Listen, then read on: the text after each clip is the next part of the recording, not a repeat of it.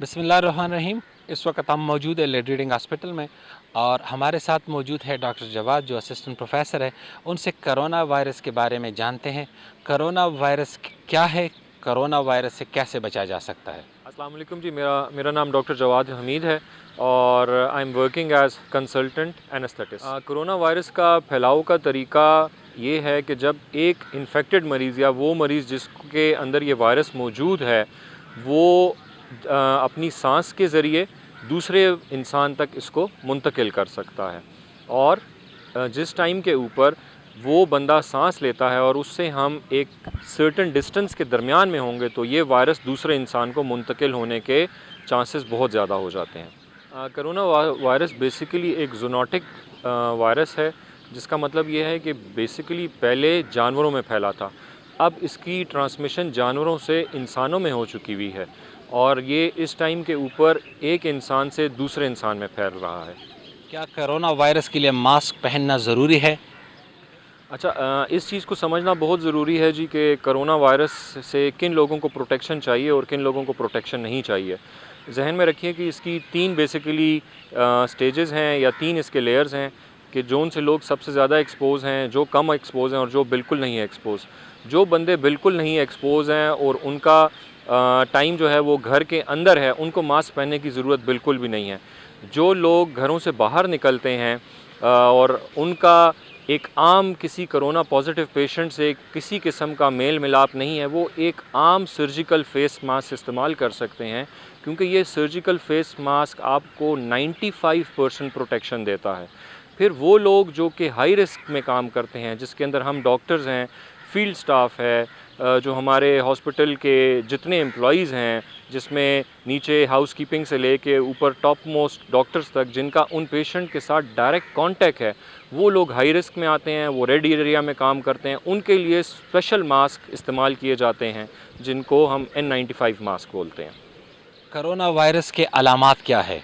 Corona virus के लिए सबसे जो ज़रूरी एक चीज़ है कि इसके अंदर आपकी कांटेक्ट हिस्ट्री होनी चाहिए, क्योंकि आम खांसी, आम ज़ुकाम या आम बुखार को आप कोरोना वायरस के अलामात नहीं कह सकते।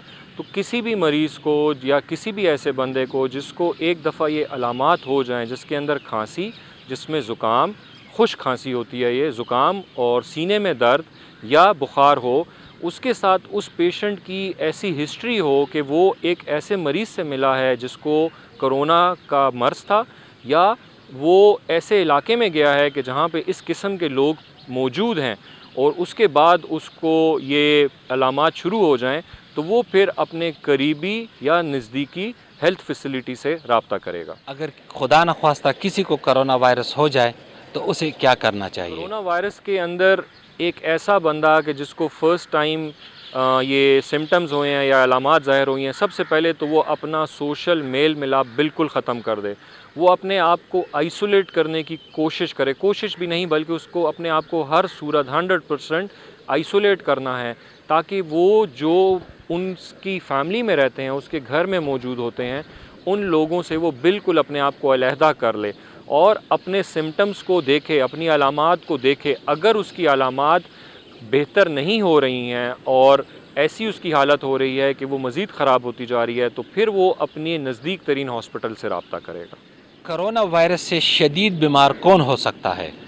कोरोना वायरस से उन लोगों के मुतासर होने का ख़तरा ज़्यादा होता है कि जिनके अंदर अपनी जिस्मानी क़ुव्वत मुदाफ़त कम होती है, जिसको हम बोलते हैं इम्यूनिटी।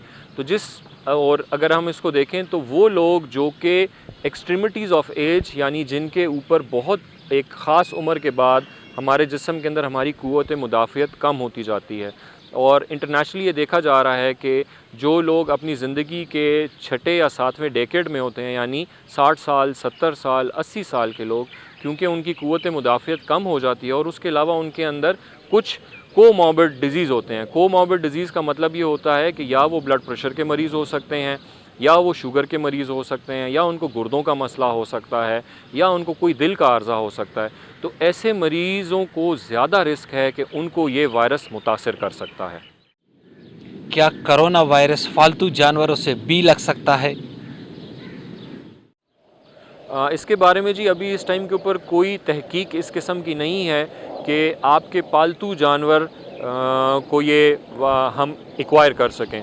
लेकिन इस टाइम के ऊपर इसके ऊपर स्टडीज़ चल रही हैं, तो बेहतर ये होगा कि अगर किसी के घर के अंदर पालतू जानवर हैं तो उन पालतू जानवर से एक ख़ास डिस्टेंस ज़रूर रखा जाए।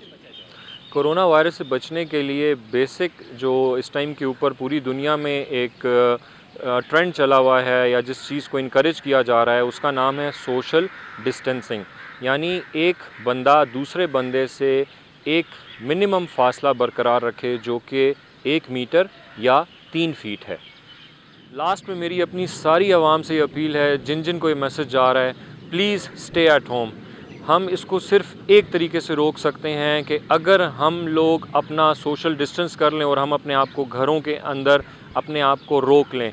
बिकॉज़ एक वर्ड है जिसको बोला जा रहा है ब्रेक द चेन, तो ये चेन तभी रुकेगी, ये ट्रांसमिशन तभी रुकेगी कि जब हम इसके अंदर 100% अपने 100% कमिटमेंट करें कि हम लोगों ने इस चेन को रोकना है, इस चेन को तोड़ना है कि वायरस जो फैला और उसके लिए हम अपने आप को घर में कैद कर लें, घर में रुक जाएं, फालतू बिल्कुल बाहर मत निकलें। देखें, हम लोग हेल्थ स्टाफ, हम डॉक्टर्स, मेरा इस टाइम पे पूरा LRH का स्टाफ, एडमिनिस्ट्रेशन से लेके तमाम डॉक्टर्स, तमाम नर्सेस, तमाम पैरामेडिक्स, तमाम मेरे हाउस कीपिंग, वो यहाँ पे ड्यूटी दे रहे हैं, सिर्फ आपके लिए दे रहे हैं। लेकिन आपने हमारे लिए ये करना है कि आप घरों में रहें।